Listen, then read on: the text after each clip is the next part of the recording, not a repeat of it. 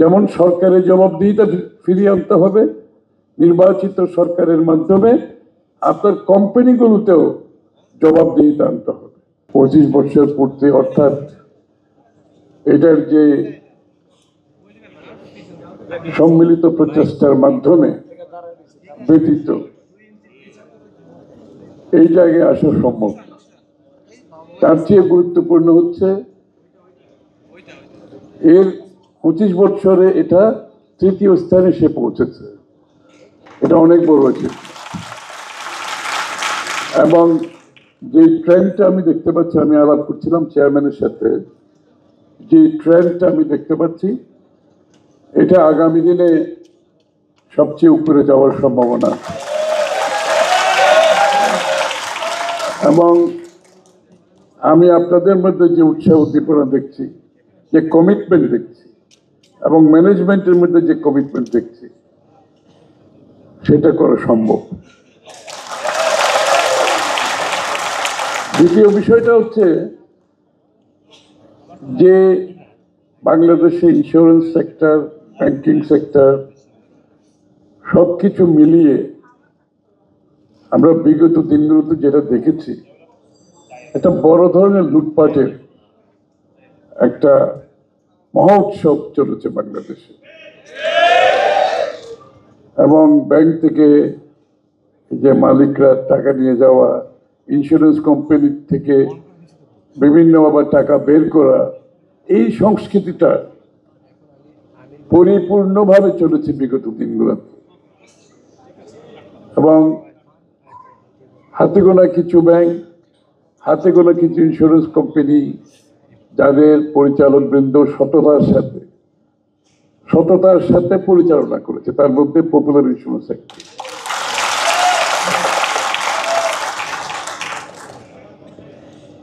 একটা কোম্পানির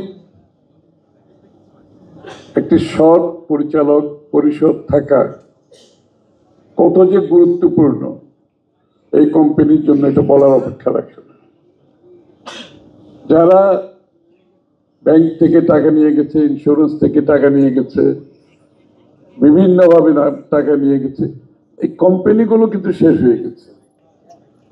যারা টাকা নিয়ে গেছে তারা লাভবান হয়েছে, কিন্তু কোম্পানির কর্মকর্তাগণ, কোম্পানির সাথে জড়িত সংশ্লিষ্ট যারা কাজ করে, তারা সবাই ক্ষতিগ্রস্ত হয়েছে।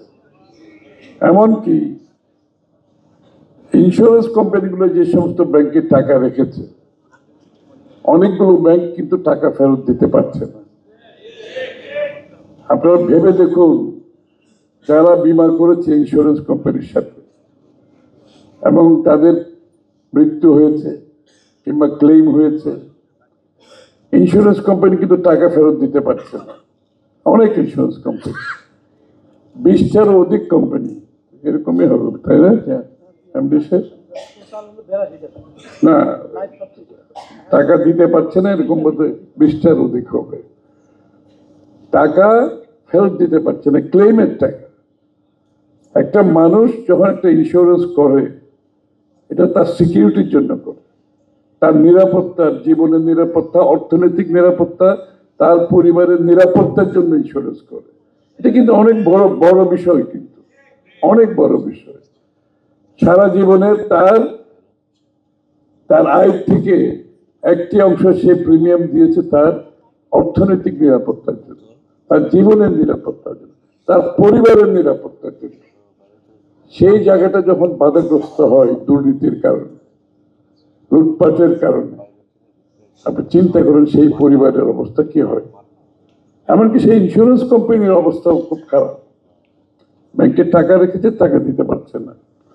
এইভাবে যে ইন্স্যুরেন্স কোম্পানিগুলোতে যারা লুটপাট করে টাকা নিয়ে গিয়েছে, সেই ইন্স্যুরেন্স কোম্পানিগুলোর অবস্থা ভেবে দেখেন, তাদের কর্মচারীদের কি অবস্থা হচ্ছে, তাদের ওখানে যারা ইন্স্যুরেন্স করেছে তাদের অবস্থা কি হচ্ছে। এই যে অবস্থা বাংলাদেশে চলেছে, এটা চলতে পারে না, এটা চলতে পারে না। এখানে আমি আপনাদেরকে ওয়াদা করছি, আগামী দিনে যদি বাংলাদেশ জাতীয়তাবাদী দলকে জনগণ দেশের দায়িত্বভার দেয়, আমরা এটা চলতে দেব না। এবং এইখানে এই সমস্ত জায়গায় বড় ধরনের সংস্কার হবে। রেগুলেটরি বডিগুলোকে শক্তিশালী করতে হবে, নিরপেক্ষ করতে হবে, দলীয় কর্মকাণ্ডের দলীয়করণ থেকে বাইরে রাখতে হবে, প্রফেশনালি চালাতে হবে।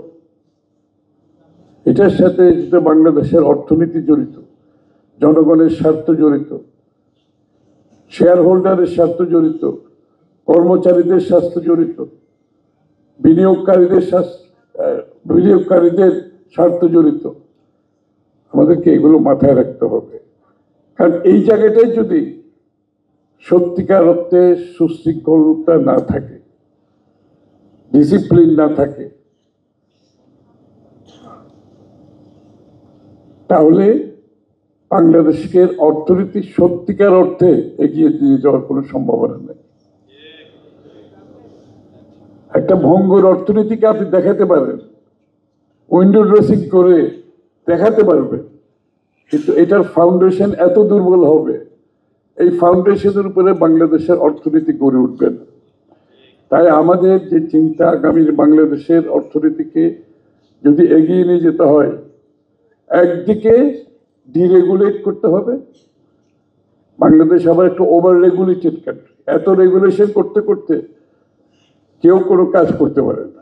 আবার অন্যদিকে জনগণের স্বার্থ সংরক্ষণে আপনাকে যারা ওয়াচডগ বডি আছে তাদেরকেও সততার মাধ্যমে, প্রফেশনালিজমের মাধ্যমে চালাতে হবে। এখানে বড় ধরনের সংস্কারের প্রয়োজন দেখা দেবে। আসলে সত্যিকার অর্থে বাংলাদেশে কি এতগুলো ইন্স্যুরেন্স কোম্পানির দরকার ছিল? এই যে ইন্স্যুরেন্স কোম্পানিগুলো দলীয় বিবেচনায় দেওয়া হয়েছে, দলীয় বিবেচনায় ওই দলের লোকজনকে দিতে হবে, এই জন্য কি ইন্স্যুরেন্স কোম্পানি দিতে হবে? এই জন্য কি ব্যাংক দিতে হবে? ব্যাংকিং সেক্টরে একই অবস্থা, ব্যাংকের পর ব্যাংক দিয়ে গেছে। তৎকালীন ফাইন্যান্স মিনিস্টার নিজেই স্বীকার করেছে আমাকে এটা দলীয় বিবেচনায় দিতে হচ্ছে। আপনি চিন্তা করে একটা দেশের অর্থনৈতিক কর্মকাণ্ডে, যেখানে সমস্ত দেশের আপনার উন্নয়ন জড়িত, অর্থনৈতিক উন্নয়ন জড়িত, সেখানে যদি আপনি দলীয় বিবেচনায় এইসব কাজ করেন, তাহলে সেই অর্থনীতি তো টিকে থাকতে পারে না, যেটা আজকে আমরা দেখতে পাচ্ছি। ব্যাংকিং সেক্টরে দেখেন, ইন্স্যুরেন্স সেক্টরে অনেককে দেখেন। এই জন্য জবাবদিহিতা ফিরিয়ে আনতে হবে। যেমন সরকারের জবাবদিহিতা ফিরিয়ে আনতে হবে, নির্বাচিত সরকারের মাধ্যমে আপনার কোম্পানিগুলোতেও জবাবদিহিতা আনতে হবে, অ্যাকাউন্টেবিলিটি থাকতে হবে। অ্যাকাউন্টেবিলিটি, জবাবদিহিতা ছাড়া কোনো দেশ চলতে পারে না, কোনো প্রতিষ্ঠান চলতে পারে না। এই বিবেচনাগুলোকে আমাদের মাথায় রাখতে হবে আগামী দিনের জন্য। পপুলার ইন্স্যুরেন্স কোম্পানি আমি আগেও বলেছি, আমরা এটা শুধু ইন্স্যুরেন্স আর ব্যাংকের মধ্যে না, আপনি ইউনিভার্সিটিগুলো থেকে টাকা লুটপাট করে প্রাইভেট ইউনিভার্সিটির নামে ইউনিভার্সিটি করেছে, প্রাইভেট ইউনিভার্সিটি। এটা কোনো লাভবান প্রতিষ্ঠান না।